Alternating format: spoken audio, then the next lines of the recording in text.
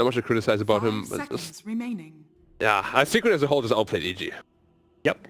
Yeah, I think some of the standout players that we said in the past, Dumail and Crit on the side of EG, when you put one of those players in Crit in a position where he cannot turn the game around, you know you're in for a tough loss, most likely. I think the bans of Secret were really smart too. They banned out that mag, which we saw Arteezy. When he had a mag on his team, he became really active and went for early game items. But they removed that option. They removed the Earth Spirit, and they removed the OD. Yeah, like the strongest hero they've shown so far in this tournament, and it just made it really hard for EG to draft. Secret wanted to give them TB, and they didn't even know they were going to IO because they could have last banned IO instead of Timbersaw. So Secret were well prepared to play against TB, and not just with IO Gyrocopter, but with a second strat. They had two openings that could have worked against TB. That's why the draft was so smart, right? You get out all of the problems, and we're going to see the same bans come out, even in the face of the IO ban on EG, right? Secret going to be banning the 3 heroes that we had just mentioned, and it just seems so solid because something is going to be left on the side of Secret as well. The ban phase from Secret looking good here again. What do we think Evil Geniuses try to ban out next? ET was their first ban as well in game number 1. I think EG's asking, well, probably before they even got into this draft, was like, do we pick TB again? Because I don't think they should. And then what do you pick? Pick some supports and go into a Jug, a PL, a PA. Get a carry that's going to fit the game and not just shove a TB into Secret's face, because that's not going to beat Secret. Just like maybe last pick, even Arteezy's hero. Yeah, get a Sumail mid earlier. Well, okay, maybe they're singing the TB. They banned Timber again. It is a different game. Now we're going to see what Secret would have done in game 1 against the TB without the IO Gyro, because that's the adjustment for EG. Tiny, yeah. And we play the 3 and 5 and 4. I mean, normally 3 or 5 with. I don't think I've seen Yapster played. I played it. Like 2 games, I think, or 1. Are EG stubborn? Is it just Tusk Terrorblade? Us. And the second pick takes a bit long. Oh no, that's terrible. They just same. I mean, you banned Timber. This is. I can actually hear the sounds before you guys. I didn't want to spoil it for you.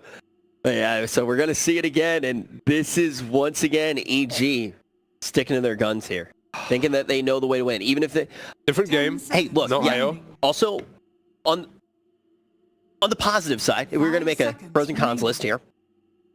On the pros list, you would basically say top 3. They definitely have a plan, right? And they're not thinking results oriented. They have a strategy. They think that they can win with this opener. But the huge con to that is teams that usually end up winning these huge long tournaments are the ones that adapt. And the other con to it is it seems like Secret is incredibly prepared for it. It seems like they are saying, go ahead, pick it again. I mean, the other teams were also prepared against EG. It's just EG outclassed them. But Secret and EG, probably individually, I would put them on the same level. Like, eHome outplayed EG for big portions of that series. It was just EG's just the better, more well-rounded team in a lot of ways. Yep. And it was also every time EG could get to the late game, they could rely on it. I mean, even here last game, it didn't end terribly early. But as I said, if you go into late game with a deficit like that, it's just not going to work. Not against Secret. Not against Secret, I think is something we've heard quite a bit on this panel as well. Right? If EG was in another series, even with how they looked in the last game, you might expect the score to be the opposite of what it is now. Potentially have them leading by 1. They've been the kings in losers bracket throughout the entire CQ Major. They sent an entire region packing. And that's one of the things that I think I was excited to see when we got to the arena today.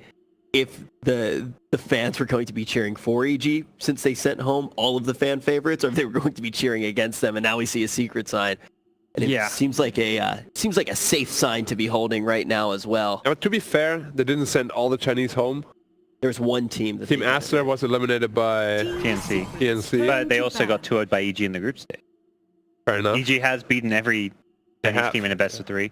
Yep. But EG's always been a bit of, I think, public enemy number 1. Chinese because nemesis. They come to China and have won so many tournaments. Like DAC, the very first one that they won, it was Sumail was kind of the villain of. Yeah, great memories. Yeah, he after winning, like he kind of like called out the Chinese team, saying, "Oh, this tournament was." I think he said like easy or like GG easy, basically. Yeah, he sent Black to the desk. Yeah, and that's what happened, man. And the Chinese community was like, "Man, this who's this 15-year-old kid trash talking us? Yep. Things have changed. Sumail has a ton of fans in China now. He's beloved here. But I think EG as a team, that everyone in China will still remember the number of times EG have come over and won tournament. Question is, can they 10 seconds start remaining. to break the curse they've been plagued by? 5 Crack the seconds grand remaining. finals, down by 1. Is that the face of confidence? Or is that the face of someone struggling to figure out what to do? Just figuring out what to do right now. It doesn't look. I will give one thing to Bulba. Every time that he is in that chair and drafting, I don't think we see any sign of nerves. Sometimes when we see him watching the game, on the other hand, which is, Oh, he gets very excited. I mean, that's like the most. That is such a difficult position. Sometimes for a coach, right? There's nothing you can do, right? You just have can't to watch the influence it, plan yeah. in action. You can't. You're not actually sitting in the chair making the play. You expect them to get nervous, right? When I coached for 4 months, that was the biggest issue I've had. Like, you draft, everything's good, and you get out of the seat, you go to like the backstage room and watch the game, and you're like, all right, everything's out of my hand, but I still have to watch. And you hear everybody like talking about it too. Like all the casters are sitting back there with you, just criticizing everything. You're just sitting there watching. Yeah, But it's great. Yeah, Secret, pick up the Darkseer, ban the 2 counters. I like EG Doom. banning Morphling. I think Oracle. that's the hero Secret have often played to go into TB. And it's Nishi, you know. He's the best Morphling player out there. Turn to pick. Anti-mate. When you have a TB already, now that is I interesting. think it's just these heroes that Secret have made work very effectively. Team Secrets. fair Turn enough. to pick. Lich. Oh, he actually got through so far. every time we've seen him get through to a second phase pick really has been a lot of these higher caliber teams just based off of how the bands do shape up. I think, yeah, right now it's like you don't look at Lich doesn't counter anything Secret picks, so they ban Oracle because of the lane matchup against Darkseer. Kind of makes sense. I like them. I like Secret's picks a lot against the Lich already. There's like 3 high spell damage heroes, so his Frost Shield actually won't do too much, especially during the laning phase. Team Secrets. Turn to pick. Snacks? Snacks, or was it like Secret merch? I got That was really the distracted. manager. That was Matt. So I thought not sure what's going on I thought there. it was snacks. Hide. Okay. Hyde looking like a snack, gonna get locked in. Lich Oh, definitely- watermelon. Lich, the most popular hero that we've seen so far here at the major. Now going to be backed up by a Tide 10 who seconds. is definitely not lacking in the popularity Slark? contest. Juggernaut. You thought Slark there for a second? I like Slark against Tide. The Jug and the Slark TB. spammer. We've seen a lot of this. It's very TB favored matchup as a 1-to-1 kind of carry matchup, but the Jug, the tempo this hero can play it, and when you deal with the TB in other ways, you can make the Jug work here. The only thing I don't like is if you pick that as 10 seconds first pick, remaining. because your mid is also going to get countered, and then your carry is already countered, 5 and it can seconds leave you remaining. in a very vulnerable spot in the draft. Sure. I mean, it limits maybe what you can get for that mid lane, where you pick something that's not going to have too many, miserable matchups. Yeah. Usually we would see something like a Medusa with a Jug, something stable. Team Secrets. Turn to ban. Ban DK. A Jug is... Imagine they look at that last game there. It's like we couldn't play the farm game when we lost all our early towers, which is what DK and the Brewmaster. This game is going to be a Darkseer brought to the table. You get these early rotations. Those 2 heroes group up and just take objectives without any defense from EG. I think Medusa could be really 10 good here for seconds Secret, remaining. just to kind of round out the lineup. They really have everything else already. 5 seconds remaining. It's like a really Okay. strong frontline AoE team fight kind of hero. What else is there for them? What else do they like? I would say Tinker, also a possibility. That's what I was kind of We've brought up thinking of Tinker it. a little bit with both of these teams, but I know when we talk about Tinker, every single time we hear analysts say, Tinker is one of those heroes that they really only want to see somebody who is a Tinker specialist locking Yeah, in. like mid one. Good on, yeah. Yeah. It's always against the TB that we feel Tinker suddenly becomes a much more viable pick. Secret can maybe be thinking about the Tinker here. Doesn't really feel to be their style, because I don't think it's not fast paced. It's not going to take those early towers the way what DK did last game. I mean, it It's not going to potentially rotate could. early. If you get fast travels, you can kind of just siege it out the marches and stuff. Yep. But getting there is usually kind of hard. Yeah, I feel like it's a hero that can put you on the back foot. Early Tusk rotation. Razor, to Big Kunkka. Kunkka. There's no Timber Sword to worry about. That was banned for a stage. No Razor to worry about. Which is actually, yeah, that Timber ban kind of, now suddenly helps Team Secret a little bit. I like the Kunkka pick a lot. Yeah, what? But at the same time, going late game is a bit scary, no? Well, okay, late game just became maybe a 10 little bit scary seconds on the side remaining. of Secret, but what is the strength of the Kunkka pick here as their final pick? 5 Gives them team fight, seconds gives them remaining. control, which they lacked a little Really bit. strong laner too. Like Yeah. all of the heroes that you mentioned, Razor and Timber, even OD, another hero that matches up well against Kunkka. The problem is if they pick Monkey now, I see Kunkka can play versus Monkey, right? very hard. Okay. Very, very hard. And then they would lose those 2 core matchups already, which is what I mentioned before, is when you feel really, really vulnerable. Because you can't really swap the lanes around either. Like a Jug can't play against a Monkey. And Monkey does definitely stand out as the pick, but EG haven't just lost with it. Do you back for it? So he just went. Death Prophet. Prophet. They're going to get more of a, kind of more of a Sumail. It's more of an EG hero, I want to say. Like, yeah, it's Sumail always playing it, but I think playstyle-wise, this gives EG, it gives them something to play around. Last game, if this Monkey's rotating around, this time around they rotate to the Death Prophet and actually take objectives. Because that's where Secret destroyed them last game, was these early towers. That's something that EG can now do themselves with the Death Prophet ultimate. Okay, so now a little bit more even with that in mind when we talk about these early game towers. But how's the mid game look? That was where it did fall apart last time. Secret was able to grab that by the reins. Does it look more even there as well? Or is that going to be the pressure point? EG's draft looks really good for mid game, I think. They have DP ult, they have Tide ult. I think they Actually, EG draft is really big game a solid. bit. Yeah. Yeah, that's I really mean, last solid. game we didn't dislike their draft by any means. It was much more just the way they approached the lanes and how they played around the TB. This game, I think they did focus more on that mid game where Secret bullied them last game. So I think it suits EG against Secret. I don't think this is the kind of draft they would have done against LGD eHome, but against Secret, this is the right fit. But once again, it seems like we're in a position where the draft doesn't necessarily need to be the focus. It's all going to come down to execution, and we might decide it right here. Is Secret going to get to go to the grand finals? Rematch or no rematch? That's the question that's coming up right now. Secret versus Evil Geniuses. A much better draft this time from EG, I think at least, but it does still have some problems. Yeah, they are. The thing is that the Lich in this game, there's not actually that much you provide the Frost on reverse. It's so much magic damage on the side of Secret, and EG's lineup is very cooldown reliant. Not right? dead crowd. I mean, the crowd They're filling up. The crowd is definitely filled up here. But yeah, we look and it's they've got Exorcism, pretty long cooldown. Metamorphosis, long cooldown. Tidehunter, pretty long cooldown. Even Chain Frost is a little bit less, but it looks like Secret's going to go for the same thing. This high octane strategy, high tempo, try to put the pressure on. But EG, they do have some ways to match it. This Death Prophet is going to be absolutely massive for their game if he's able to get Prepare for offline. battle. He really needs to as well. I need to also see how S4 is going to do in this game. I think if he dies too much, it's going to be really hard for them to actually rally around because he wants to be their frontliner. Death Prophet can act as like a secondary frontliner, but you don't want to be the main one because then everything is going to be focused on you. So S4 has to have a decent game as well for them to actually be able to have a good start. And you can see already that they want to avoid that matchup against the Juggernaut. Jug is heading to the top, it looks like right now. Tidehunter heading down bottom. And so often what we've seen in these offlaners potentially going into the safe lane and just trying to either go 1v1 or, deal with a tri-lane. Yeah. See how Tidehunter can deal with the pressure of these Darkseers, because he will be able to outfarm the Tide if he's just pulling the creep wave with Ion Shell to neutrals. You farm way faster. Sure, Tidehunter doesn't take so much damage under tower because of your Kraken Shell as well as Anchor Smash, but yeah, Darkseer forces the wave in way quicker, and also just you can jungle at an easier rate until the later levels. The other thing that we need to watch for in this, you're talking about the Darkseer, I always think back to the combos that you can have. You've got Jakiro here with the Ice Path. You've got the Torrent Boat, all of these things. But then on the other side, from Evil Geniuses, could be the snowball plays. If Crit gets off to an early start, has himself a Blink Dagger, maybe come in and separate from all of that damage that ggets thrown out. The battle Love the begins. combos. We used to, a long time ago. Me and Universe, the Darkseer Jakiro all the time. I love watching it. Even the Kunkka. It's pretty easy. It's reliable to actually land a lot of times with these vacuums. With Kunkka on top. They've got two different ways to actually set it up.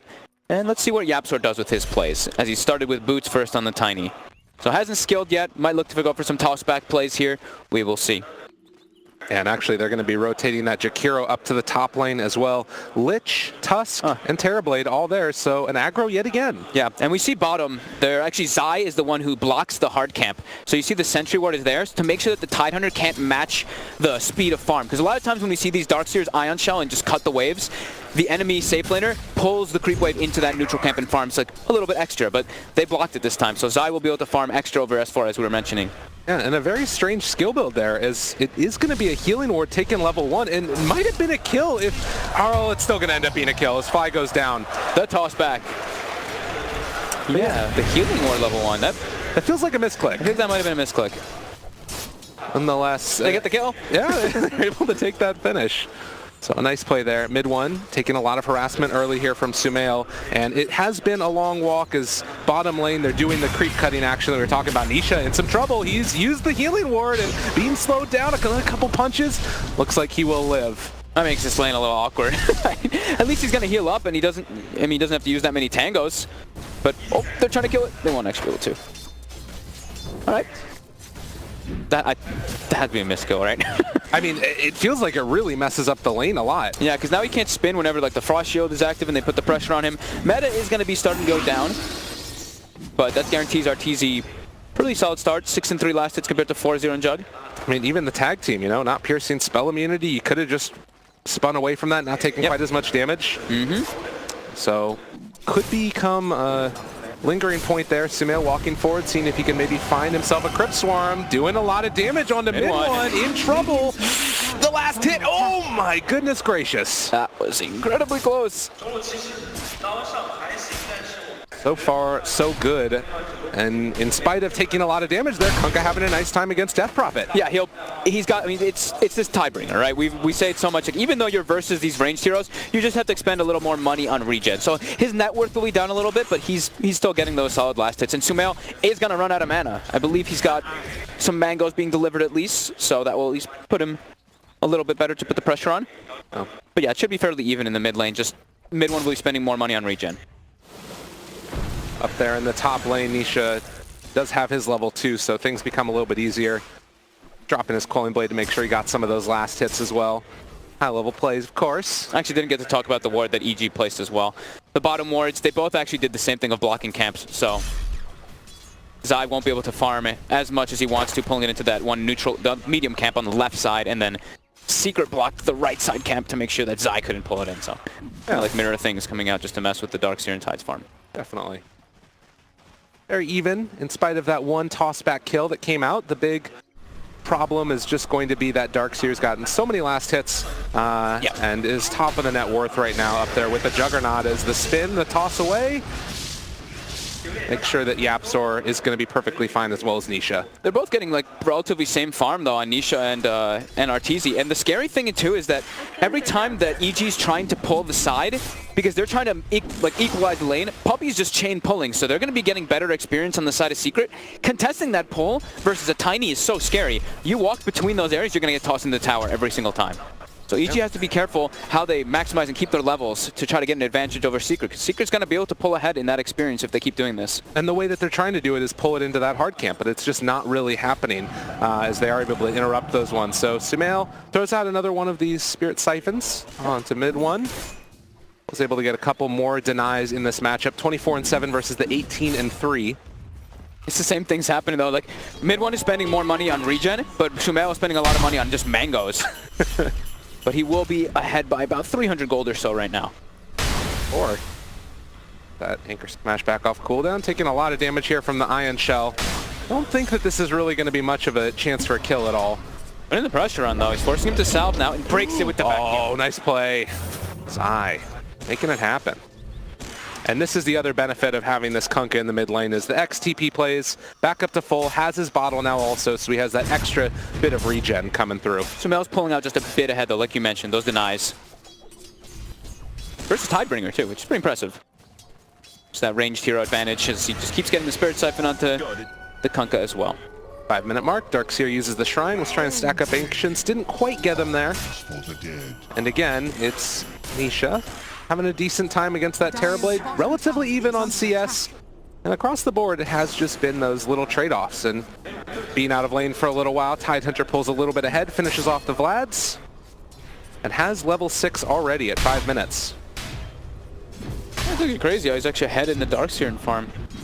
So I had a good amount more last hits, but S4 has been able to, since he unblocked the camp with his own sentry ward, he was able to farm that a couple times while Zai was pulling it away. So extra gold from that big neutral camp.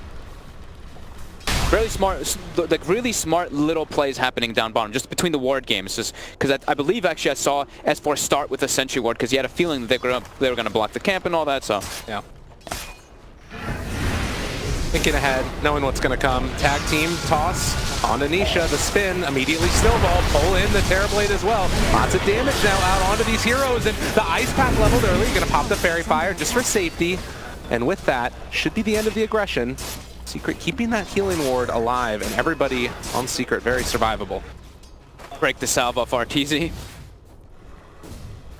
Heady from Puppy, the right move. Yeah. Yapster's almost got arcane boots on this Tiny too. So we see the battle of regen start to play out when you're looking at tri-lanes a lot, and they've got healing ward on the side of Secret, and soon arcane boots, like I was mentioning, the sustain for them is going to be just a bit higher than EG, and it's just constant. I'm looking at Puppy. This is like his fifth pull that he's gotten off on the single pull. So we're seeing that experience really come into play. They just have a little bit more over EG in that lane between the three of them. Like Yapster's level 4, Nisha's level 4, Puppy's on his way to level 4, while on the other side, EG's just hitting their level 3s. And now the Ice Path connecting onto that Lich. We'll see if they can take advantage of those early level lead that they have. Yeah, they're just making sure not to let EG pull that side. Yeah. Just make sure that they can get their pulls up and don't let EG do theirs. Really interesting approach, because with that tossback, as I was mentioning, it's so scary to threaten.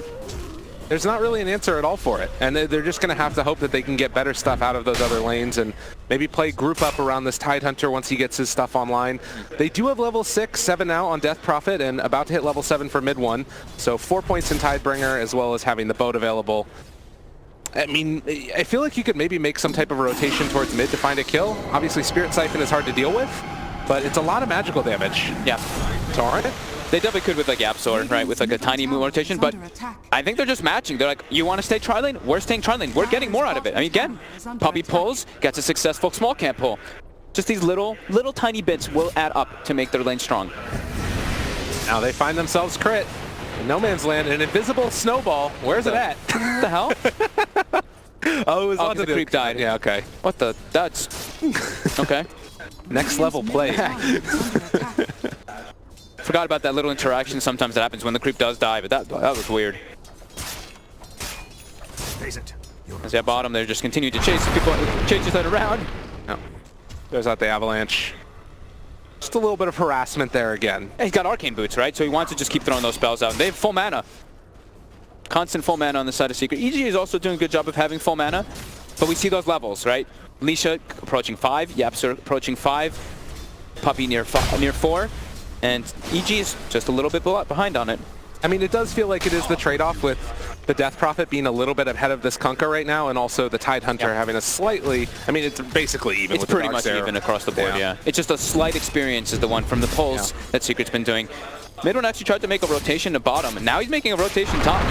Oh, this would be huge if they're able to find it. The torrent, the boat, the follow-up. It's so much damage with the snowball. It pulls in at the very last second. What can they do to try and get out of here, though? They're living for the moment. The rotation comes from Sumail. The snowball save was so key for them to be able to turn this back around. Nietzsche trying to run, but he can't run. Neither can Puppy. Eat this. Very nice there by Crit. They even make the move, right? Like Sumail matches the movement, having a TP. He saw mid one coming up for a second. As soon as he does, he's able to get the TP, I think it was a 4-man silence afterwards too. Great responsive play from EG. As they want to be playing a lot in this game, I do believe that their draft is a little bit more of a responsive draft, while Secrets wants to put the pressure on more. A spin up on top for Fly. Puppy will be there as well. The Frost Armor, as well as that Magic Stick, trying to slow, trying to live. But eventually the Lich will die. And meanwhile, down bottom, Ravage used. Crip made that rotation on the Zai. He dropped the wall, does not connect, and with a snowball finish. So close. Keeps him alive. Crit. This time Crit's coming into play, right? Last game he did not have the performance he wanted on the Tusk. He wasn't really given the opportunities to. This time he's showing up already in these first 10 minutes. And we were talking about a little bit after the match yesterday against LGD. I feel like Crit has kind of been the MVP so far for EG this tournament. I definitely agree. The two supports even. Like Fly having so many deaths, a lot of the games he's still been playing super well. Yeah, Crit's been definitely the X factor though. I mean, his Earth Spirit is phenomenal. To DD rune, block it off. Make sure that mid one can't take that away. Gets the 2 bounty runes as well. So 2 for 2. EG pulling slightly ahead in this laning phase now. They get the experience lead and the slight gold lead. Pretty cool. We have seen tri-lanes. We've talked about it a lot this tournament. Tri-lanes, but a lot of the times the tri-lanes, after a couple minutes, they break. This game, it was like 9 minutes of just a tri-lane versus tri-lane. No. Level 10 Tidehunter walking in the face of a level 5 Juggernaut. Oh, and Nisha crits the creep, so he misses the last hit. That's sad. The worst feeling. You hate to see that. Dire's top tower And this is time, under Terrorblade heading to jungle with twice the amount of levels that he had last time. Lich in some trouble here, and S4 just going to back away. I don't think he can really help out that much, and they throw the Frost Armor on him before it goes away. Toss under tower, but there are creeps here, which keeps him alive. Have Omni Slash available from Nisha, but getting that damage reduced, and S4 again threatening. He's buying so much space for his team here, and with the healing ward down, I think that might finally be it. Or S4 wants to walk further forward. He's super tanky. He still has creeps. He wants to keep this catapult alive as long as possible to put the pressure on the towers. You see, he walks in, he's got sustain from the Vlads with the anchor smash constantly. And now with Sumail and Fly showing back up again, they can take this tier 1 tower. Yeah. And that's a little bit of a difference too that they had from last game. Last game, they struggled to hit buildings, even though they had a Terrorblade. Arteezy was the only one who can.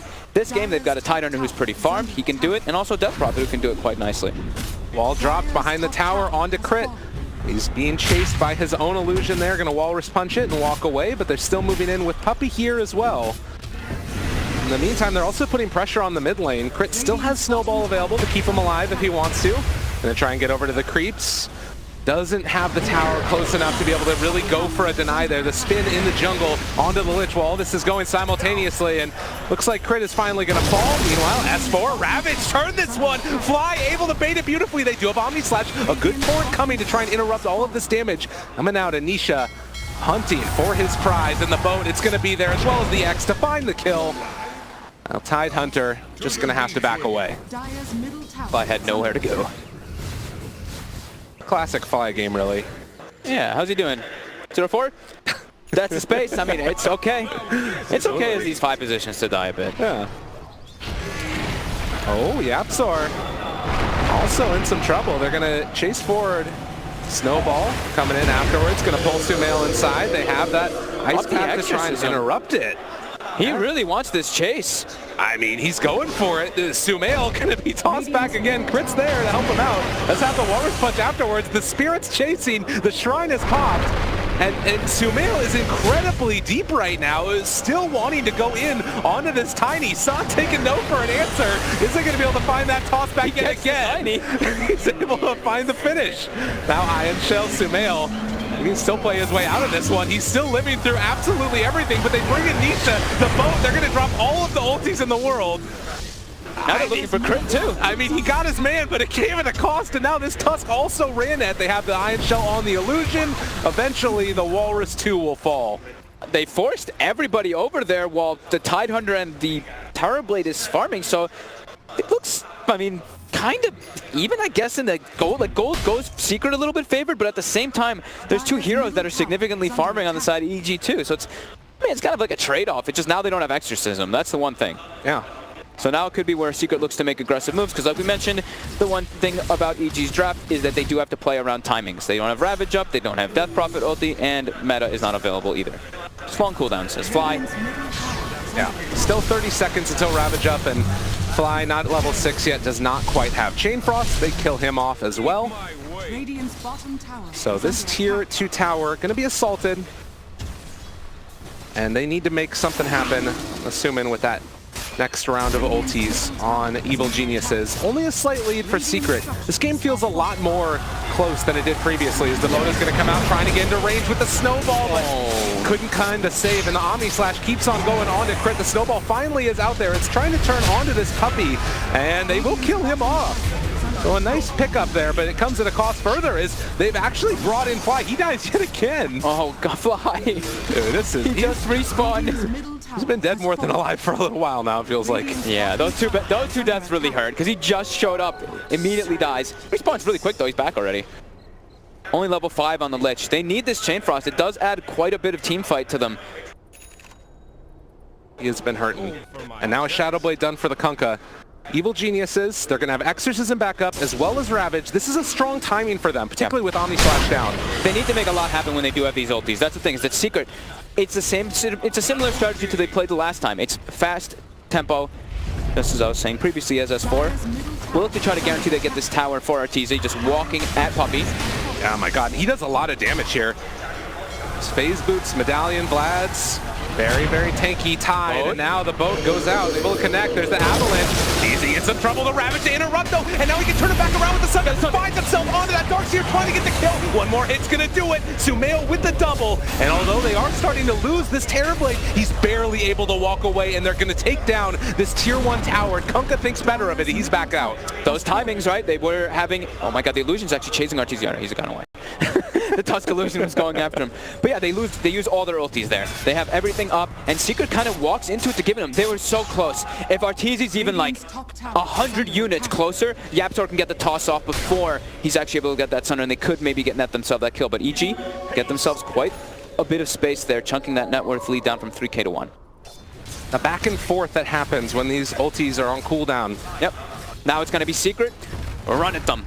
Because they know that Ravage was used, they know Death Prophet ulti was used, they know absolutely everything was used on EG, except for Chain Frost. So Fly at least does have that one, but Fly has to be very careful of just dying to mid one here, which might just happen.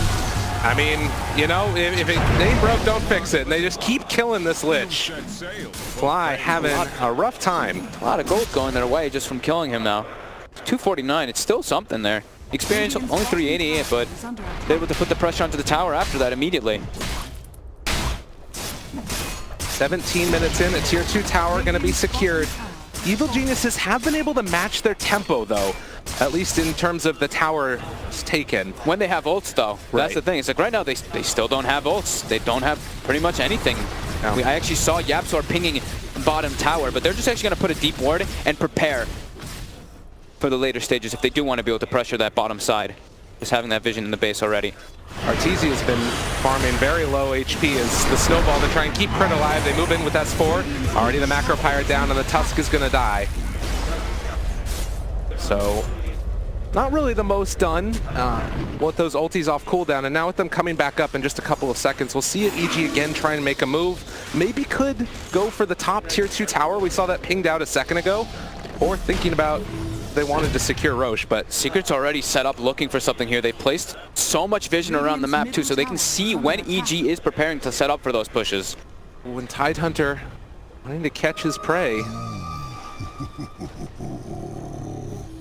he needs to be careful with that Kunkka moving after him, but mid one not able to find it. The Ion Shell surged Kunkka.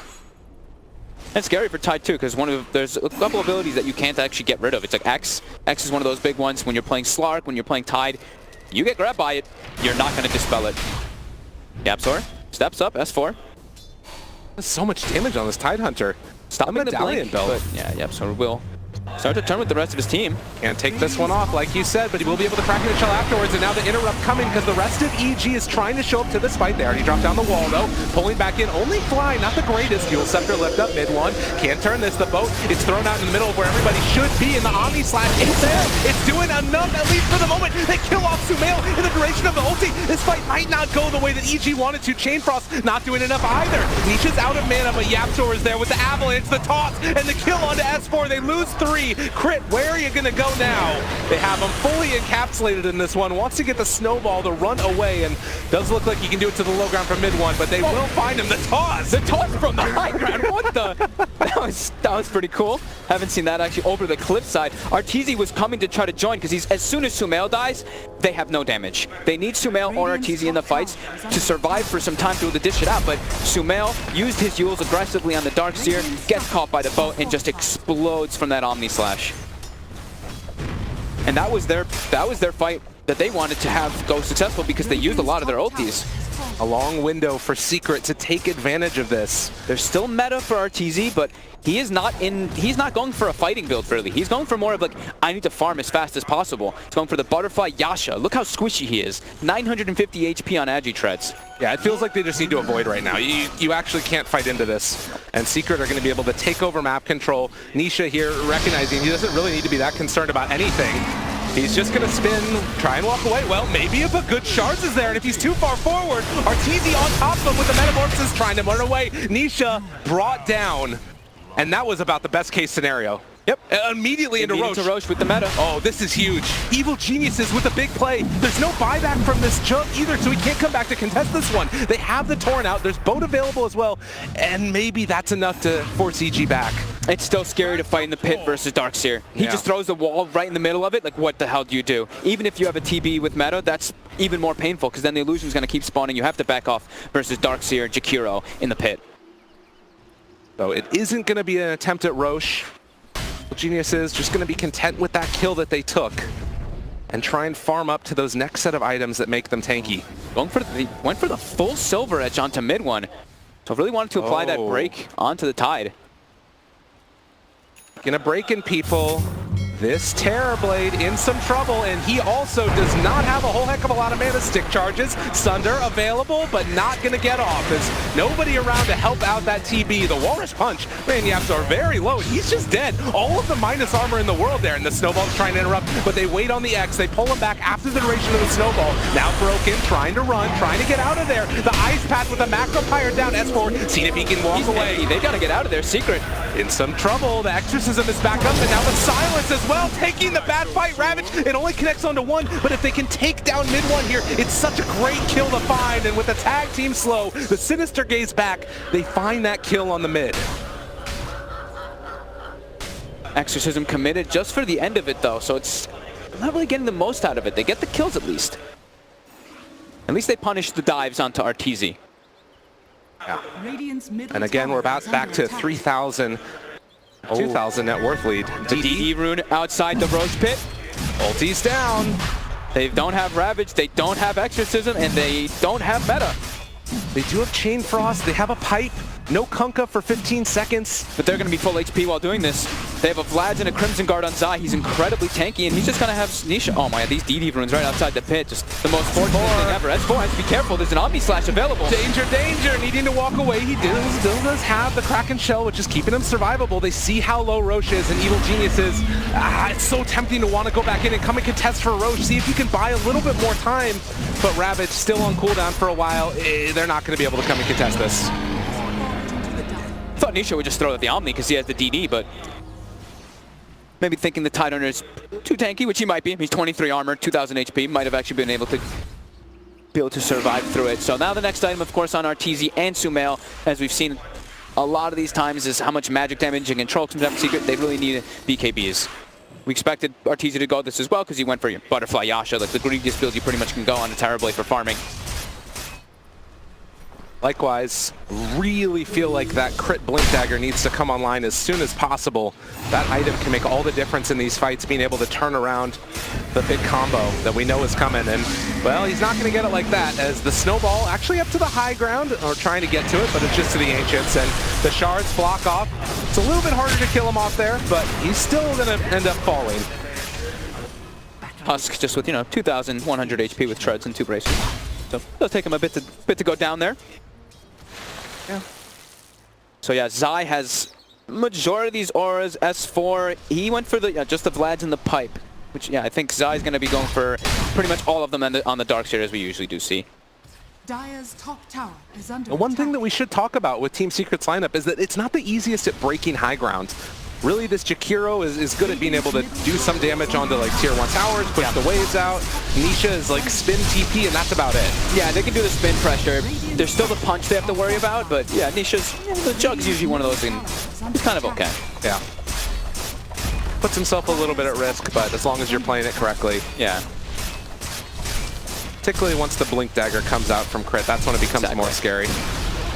Top lane. The words out of my mouth. Trying, man. 4,000 gold lead for Secret. See Arteezy doing what he does best, sending illusions to cut these creep waves constantly so he can get a little bit more farm in that mid lane. And now they've got everything available. On the side of EG, they want to try to take a fight versus Secret, but Secret still has a good amount of time on that Aegis. So area control is the name of the game. Are scanning. These high ground controls to see who gets the initiation first is really important in these upcoming fights. Oh, all the bounty runes. Mid one playing it safe too. He's going to be going for the BKB right after that Silver Edge to be able to soak, of course, the control that comes out from EG and their magic damage. There's a Yule Scepter on this Death Prophet. He reveals himself, but immediately pulls back in. Sumail can't get in range. But it looks like they're going to try and pressure for this tier 1 tower bottom, while simultaneously Secret pushing up top lane. Top tower is under attack. And one thing we haven't addressed really either is we've talked about Darkseer a bunch. Zai, he's been having a very good tournament actually, one of his best that I've seen. he also is a Darkseer versus a Tower Blade. So Wall of Replica is the thing that we do have to watch out for. So the stronger Tower Blade gets, that wall is going to start putting in a beating onto his team as well. All right, BKB timings. You have it on the Terrorblade, have it on the Death Prophet. Okay. What do they want to do? I mean, still, Roche, they're going to have that Aegis for another couple of minutes. But it feels like after that point, it could be a free-for-all. Tika got a pretty good amount of vision in these last few moments. I've been seeing them keeping tabs on Ancients or even blocking Ancients constantly versus Arteezy too.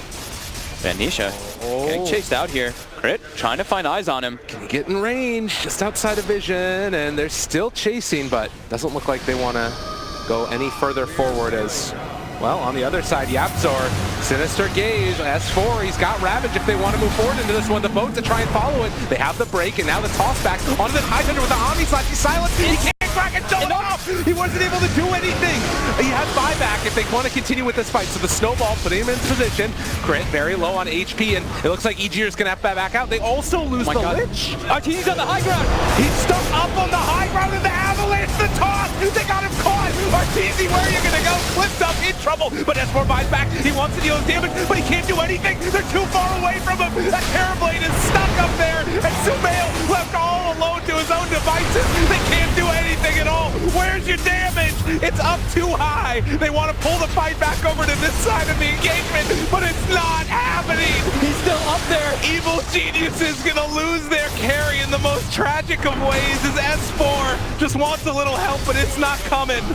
Oh, no, no, no, no, no. The torrent, the Ava, the taunts, and the destruction. Oh my god, that was with the S4 and the crit buyback. This could just be the game. Zai with the most game-winning vacuum on the high ground. Arteezy tried to TP, but he didn't use his BKB before TPing. He wanted to save it, he got greedy, and he gets punished. They're just going tier 4s, they know. They know, they can smell blood. Secret wanting a date with Virtus Pro and Zai gives them the thanks. Of course, after that play, that vacuum by Zai, we were just talking about how great of a tournament he's had. What a beast. Unbelievable. 28 minutes in, the tier 4 towers. Right now, it is silent out, but Evil Geniuses on verge of elimination. Secret doing it to him yet again. The throne is assaulted. They can't believe it. The Chain Frost bouncing back and forth. The boat is out though, giving everybody the rum buff. The damage mitigation is there, the Ava, the toss. They want to hold this one, if at all possible. Now the BKB moving forward. There's no metamorphosis though. He's beating into Puppy, wanting to take his revenge. They will find that kill, but the buyback comes immediately. Secret want to end this game, and there's going to be the back of the wall, the compound. It comes back in, and they find the kills needed. But Arteezy, he gets the Sunder off, just trying to live through this one. They have the spin, and he needs to back out yet again. This throne on such low HP. Can they kill it off in time? It's going to happen. Good game call. Going to the grand finals. Wow. That was with EG, with their timing. That was, all right, we've got our BKBs online. Let's try to